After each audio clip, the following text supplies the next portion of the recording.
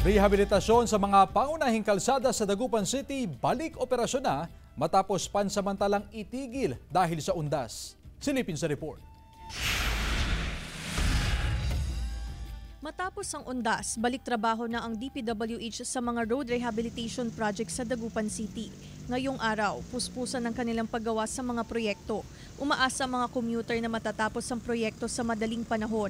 Mahirap po kasi malayo pa po yung nilalakad namin eh. Tapos may times po na sobrang aga ng pasok namin. Yun po kaya kailangan gumising ng umaga, lalo na po ako galing po akong San Jacinto po, sana po. Para po yun, tuloy-tuloy po yung biyahe nila. Tsaka yung bababaan malapit na po sa school. Aksyonan uli kaya para magandang ng tubig sa traffic.